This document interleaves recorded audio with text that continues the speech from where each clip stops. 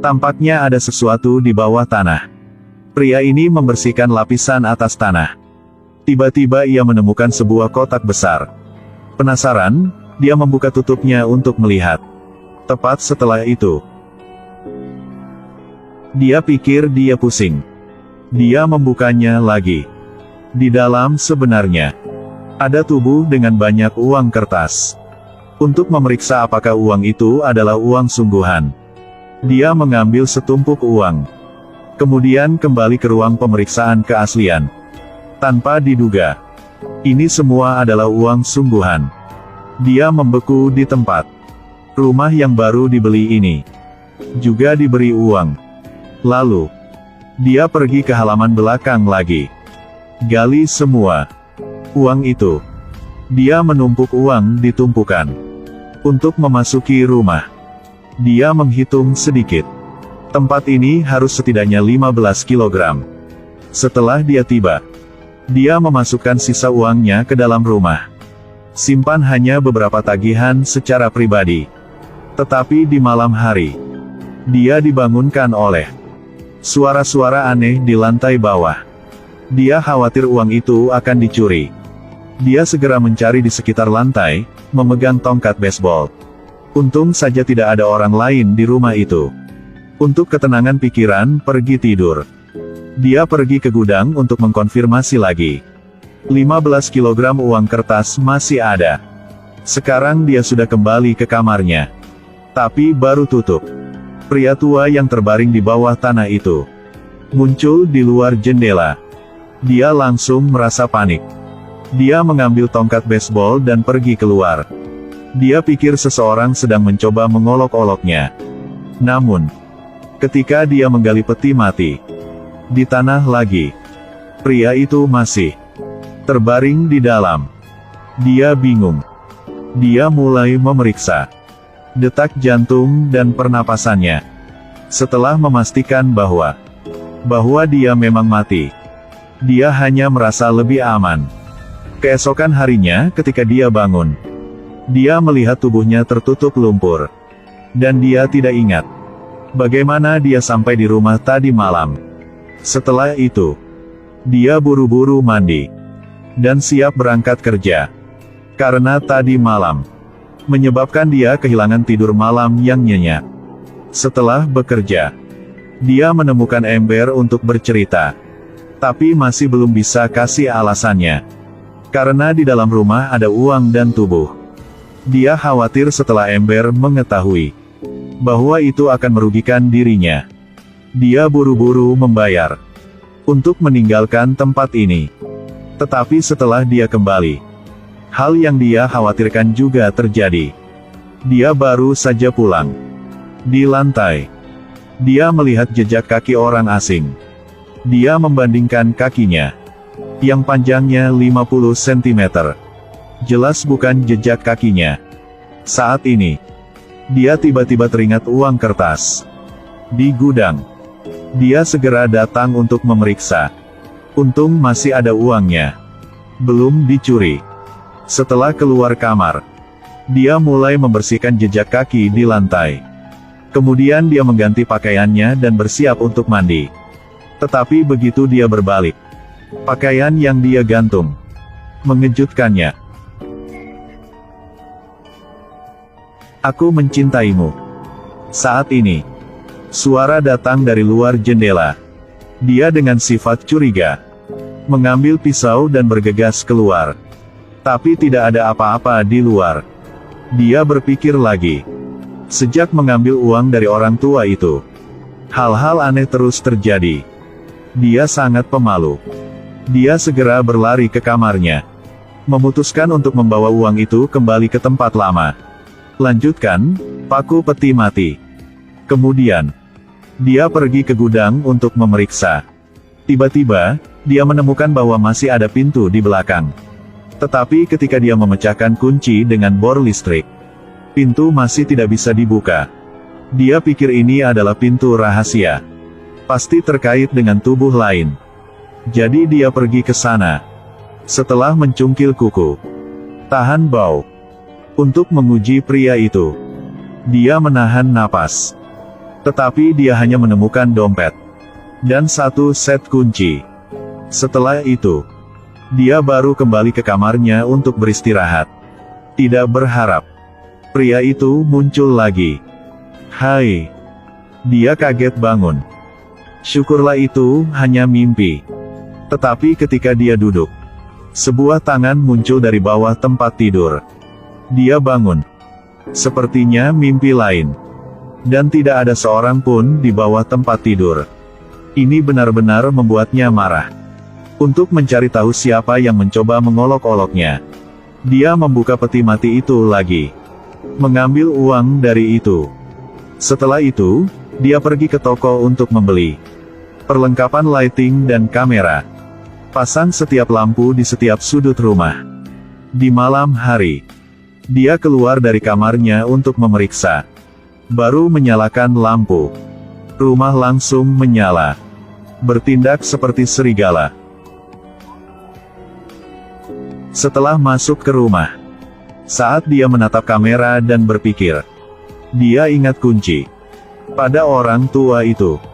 Dia segera pergi ke gudang. Gunakan kuncinya untuk membuka pintu rahasia. Lalu dia menyalakan senter. Masuk ke dalam untuk melihat-lihat. Tidak menyangka ada begitu banyak tas di sana. Banyak mayat. Dia sangat terkejut. Apakah lelaki tua itu seorang co-killer? Dia ragu apakah akan memanggil polisi atau tidak. Tapi setelah memikirkan jumlah uang kertas, dia menyerah pada pemikiran itu. Setelah ia tertidur, sosok lelaki tua itu kembali muncul di depan kamera. Lonceng alarm segera berbunyi. Ketika dia melihat itu, dia dengan cepat pergi ke layar untuk memeriksanya satu persatu. Tapi dia tidak bisa melihat dengan jelas. Lalu terdengar suara guntur. Kekuatannya hilang. Setelah kekuasaan, lelaki tua di kamera menggedor pintu dengan kepalanya. Setelah lelaki tua itu menyadari dia sedang menatapnya, dia segera memasang wajah imut untuk menggodanya. Dia marah, memegang tongkat baseball. Segera kejar. Tapi ketika dia sampai di pintu, dia ditusuk di kaki oleh sesuatu. Dia pergi ke peti mati. Halo tubuh orang tua. Dia pikir dia masih hidup. Dan mencoba mengolok-oloknya. Seperti itu. Dia mengutuk sepanjang malam. Ketika dia bangun, dia menemukan dirinya dan lelaki tua itu tidur bersama. Sudah waktunya baginya untuk pergi bekerja. Dia belum sempat mandi. Dia kembali ke kamarnya. Setelah berganti pakaian, dia bergegas ke mobil. Tapi begitu dia pergi, dia mendapat kejutan. Dia bersiap-siap untuk pergi bekerja. Ia hanya menoleh dan melihat mayat di taman hidup kembali. Tapi dia tidak takut. Tapi hanya marah. Karena lelaki tua ini membuatnya 3 hari tanpa makan atau tidur. Orang tua itu melihatnya mengejarnya. Lelaki tua itu segera berbalik dan berlari menuju mobil dan terus berbaring. Setelah sampai di sana, dia melampiaskan amarahnya pada lelaki tua itu. Kenapa dia masih tidak bisa tidur? Di usia ini, dia masih tidur nyenyak. Tidak ada hubungannya. Kata-kata orang tuanya ini takut untuk bergerak. Setelah mengutuk, dia masih tidak marah. Dia menyalakan gergaji listrik terhadap orang tua itu. Tepat setelah itu, dia datang ke perusahaan dengan wajah berdarah. Direktur melihatnya seperti itu, langsung memecatnya. Dia tidak panik. Sebelum dia pergi, dia mengejek sutradara. Dia pikir dia memiliki 15 kg uang kertas.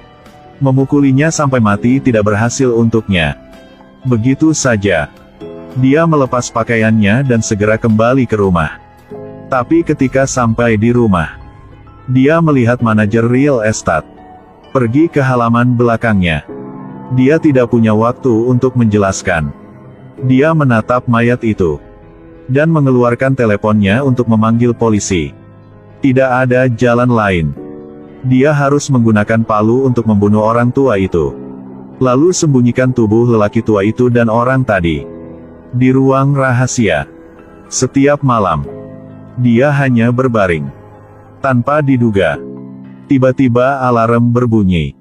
Dia pergi ke depan layar untuk melihatnya. Tampaknya orang tua itu hampir pingsan. Dia bersembunyi di sudut bersiap untuk menyelinap menyerang. Tapi dia tidak tahu itu. Apa yang baru saja ia lihat adalah ilusi. Dan orang yang ada di kamera adalah sahabatnya Ember. Tapi dia tidak peduli lagi.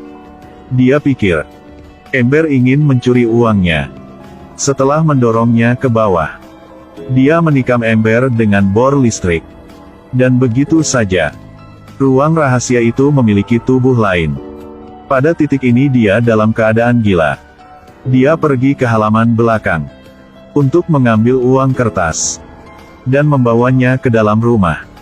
Di hari-hari berikutnya, setiap hari dia dalam keadaan ketakutan bahwa seseorang akan mencuri uangnya. Jika ia lapar, cium uangnya. Mainkan Go dengan uang agar tidak bosan. Jika ia lelah, ia akan tidur di atas tumpukan uang. Tidak lama kemudian, terdengar ketukan pintu dari luar. Ketika dia membuka pintu, dia melihat pacar putrinya datang untuk menemukannya. Tapi masih belum bertanya dengan jelas. Dia memukuli orang itu. Segera bunuh dia. Lalu sisihkan dia. Dikemas dalam tas. Tepat setelah itu, putrinya melihat pacarnya tidak kembali. Jadi dia kembali ke sini. Untungnya setelah dia melihat putrinya, dia tidak menembak, tapi bawa dia ke ruang rahasia agar putrinya bisa melihat mereka.